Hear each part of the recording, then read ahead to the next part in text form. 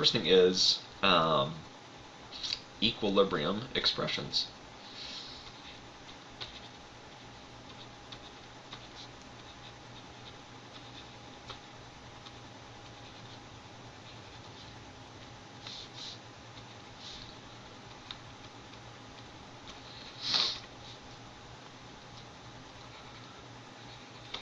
And the first thing we might just need to define is what is equilibrium. So we might just say equilibrium is two opposite reactions, or two opposite chemical reactions. We'll make it chemical.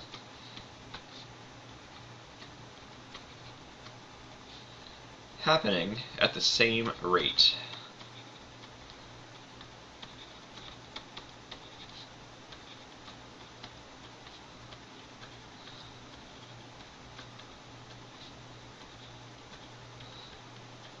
And we're going to use this just fake equation kind of for our notes today.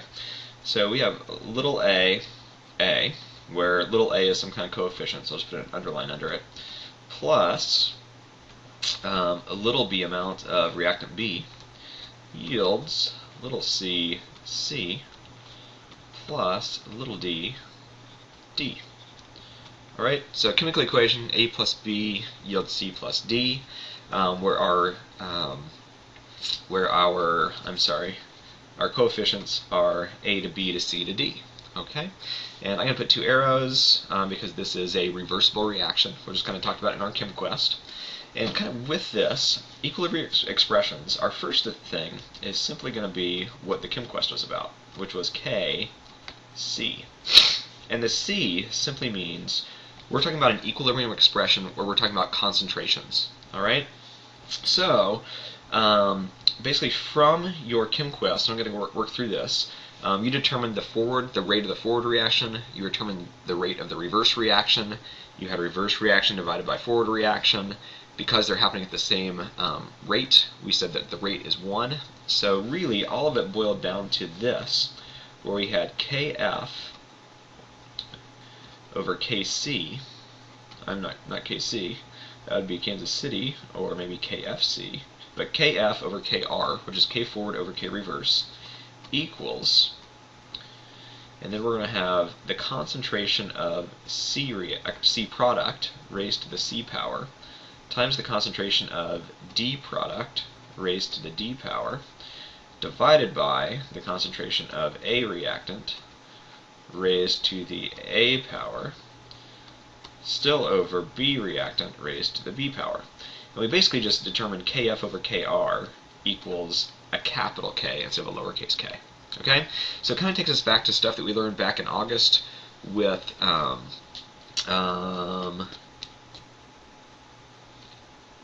drawing a blank. It's everybody's favorite unit last year. Rates of reaction, whatever that's called. You got it. Perfect. Yep, you remember, I don't. Alright, so here is our final, kind of what our ChemQuest led us to today. Okay? So, B. Alright. A was ChemQuest. Formats of Kc.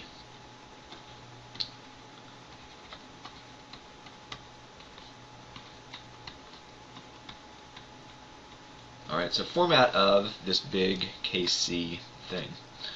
Let's see if I can scroll down a little bit. Alright, so format of Kc. We can change it a little bit in a couple of different ways.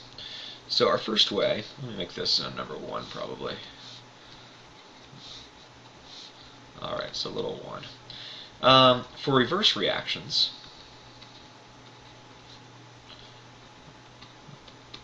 or if we write the equation the opposite direction, okay? We all know that these happen forward and reverse, but if we write it the opposite way, then it's going to equal the inverse of Kc, right? So our new K is going to equal 1 over our original Kc, or just inverse Kc. Another thing that can happen if we double the moles.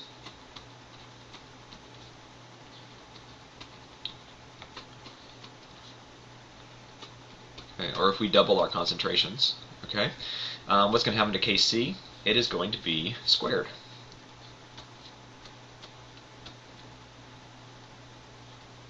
Kc will be squared. All right, and then kind of the same type thing. If we have our moles, whoa, thanks. If we have our moles, or have our concentrations, what is going to happen to Kc? It is going to be the square root of Kc. Alright, so formats of Kc. Just mathematically what happens if we change concentrations and whatnot. The next thing we're going to look at is Kp. Alright, so Kc refers to concentrations. Alright, Kp is going to refer to pressures. So we use this if we have gases. If using gases.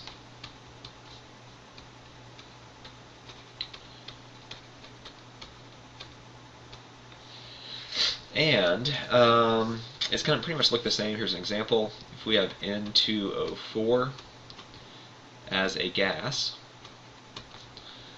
and it's going to be both a forward and reverse reaction, and it goes to 2 NO2s as a gas. Alright, what is our expression going to look like? Really similar to what our Kc expression looks like, except because they're gases, we're going to write Kp,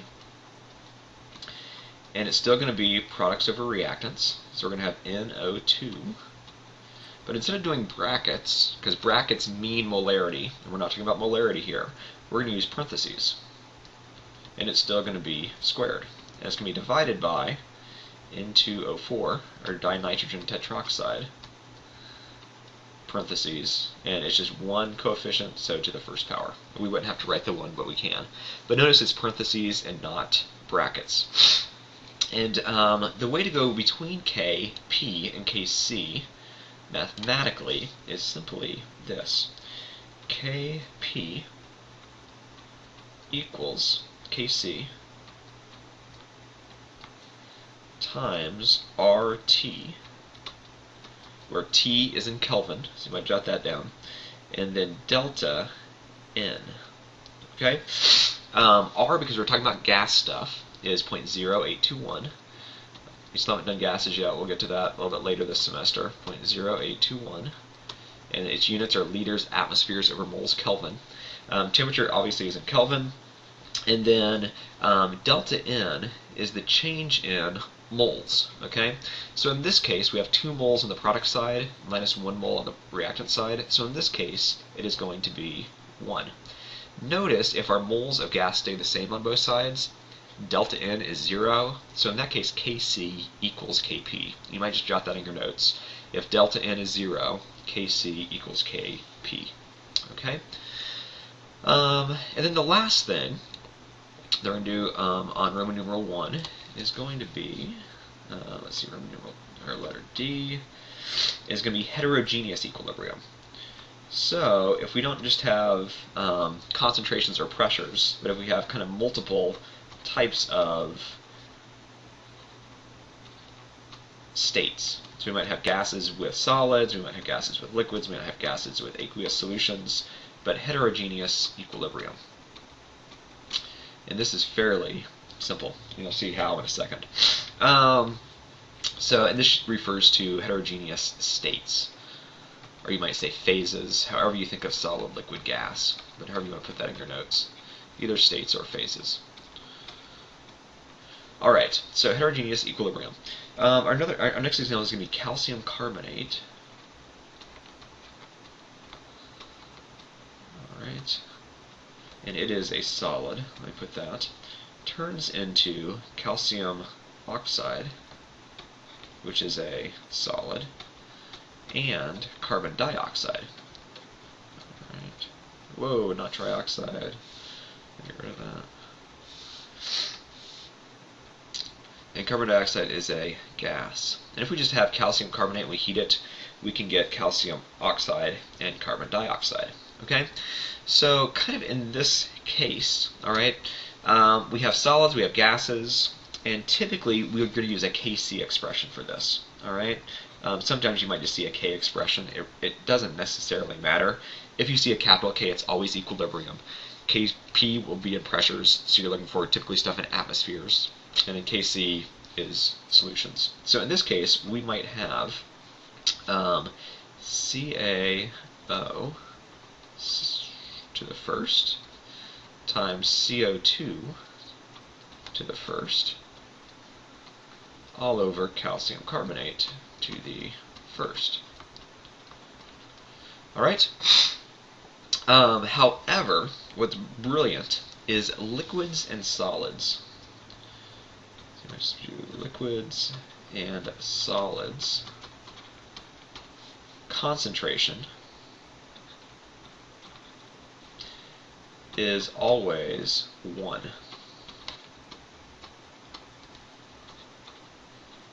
Okay? And in notes tomorrow, or just in class tomorrow, I can try to do that mathematically, but for now, just know that liquids and solids are always 1. Okay? So because this is a solid, it becomes 1, and because this is a solid, it becomes 1. So really the K expression for this equation is simply K equals CO2. Alright? Because it's gas, we'll probably put it in parentheses, but it is the only part of our expression. Alright? The next part is uses of Kc. So what in the world is Kc helpful for? And this should go kind of quickly. And it's basically what your notes, or not your notes, what your homework in class is going to be tomorrow is a bunch of these questions, as well as what we just kind of covered with the K, the expression stuff. So uses of Kc. So what in the world is K good for?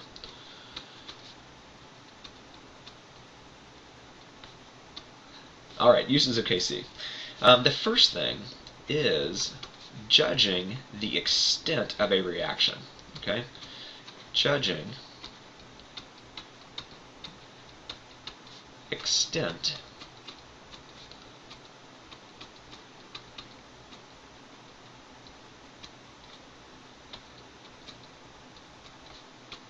of reactions. Alright, do they mostly go to the product side? Do they mostly go to the reactant side?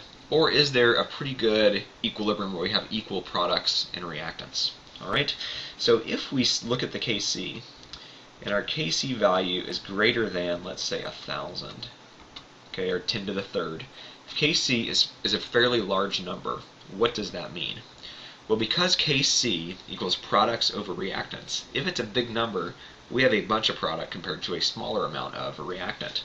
So we might say that this is product favored, or the products dominate, but products are favored. So when we react these two reactants, we would expect them to react almost completely. Okay, so products are favored.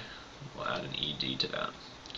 All right, if Kc is less than 1,000, or no, let's say less than 1,000th, so 0.001. So if it's a pretty small number, what makes a number small if we're talking about a fraction? It has a really big denominator and a smaller numerator. Okay, so if we're talking about a big denominator, we're talking about reactants. So this is reactant favored.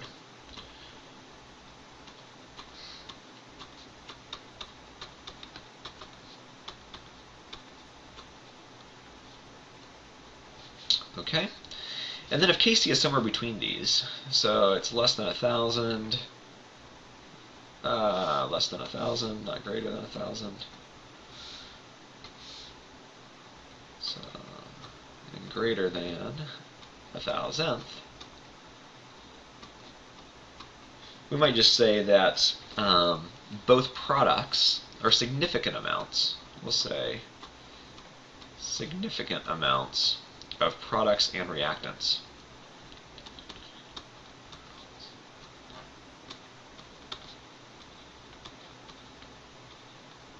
Significant amounts of products and reactants at equilibrium.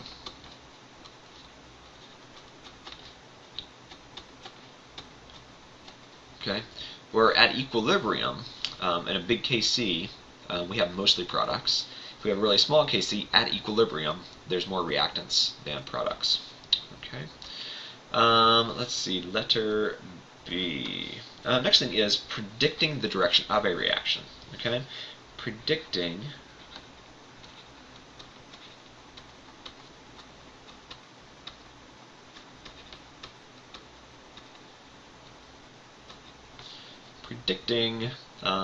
we might say whether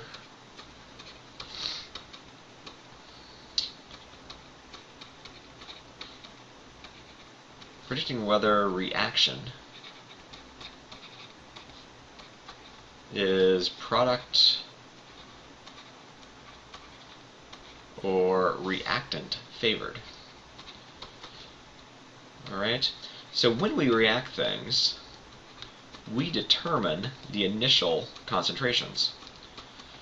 So if we know the reaction concentrations to begin with, we can compare what that number is going to be to what K is. Alright? And when we do that, we calculate the reaction quotient.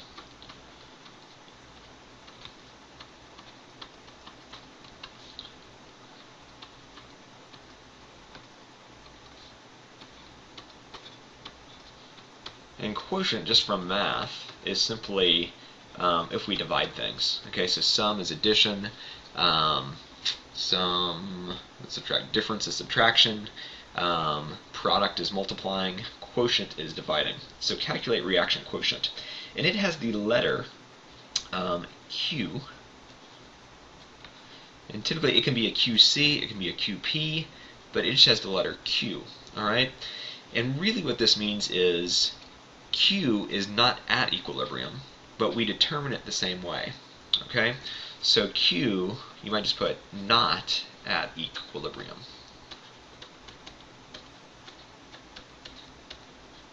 But otherwise, it's calculated identically.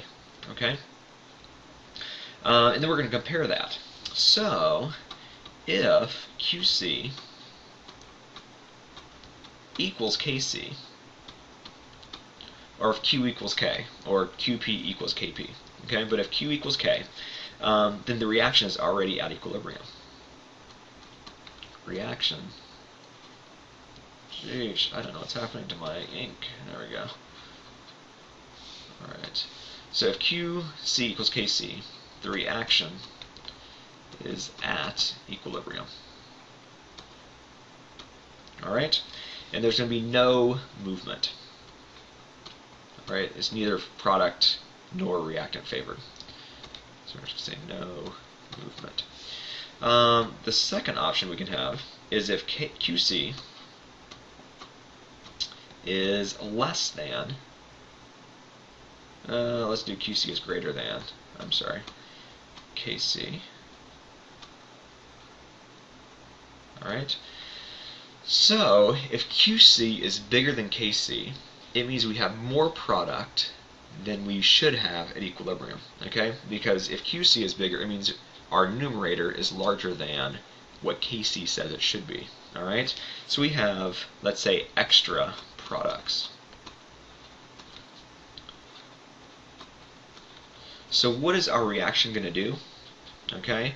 If we have more products than we should have, our reaction is going to go backwards, all right? So it's going to move from products to reactants, or we might say the reverse reaction dominates. So we would expect to get more reactants if we have extra products to begin with. And then conversely, if QC is less than KC, okay, for a QC number at some time, okay, this isn't at equilibrium, it might be whenever we mix the stuff all together, it means that we have extra reactants. So, we have extra reactants. So how is this number going to get larger? We need to make some products, okay? So the forward reaction is going to dominate. Forward dominates. All right. This podcast is a bit long. I apologize, but here's our very last thing. It's going to be letter C. All right, and it is combining the ideas of delta G, which we did right before Christmas break. All right. So what does delta G tell us? It tells us spontaneity. So there's an equation that relates K to delta G, and delta G equals negative RT ln, this is natural log of k. Okay? Where, in this case, because we're not talking about gases necessarily, but we're going back to the idea of work in joules, we just might put a comma here where R equals the work R, which is 8.314.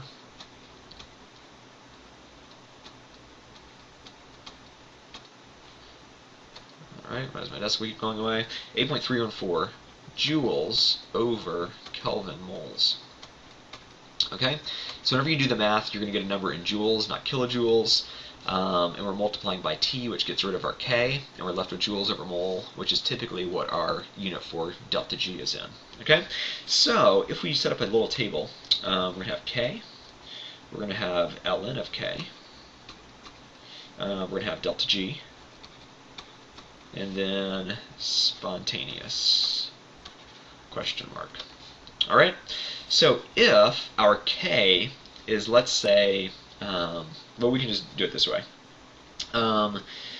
K can either be a number greater than 1, it can be a number less than 1, or it can equal 1.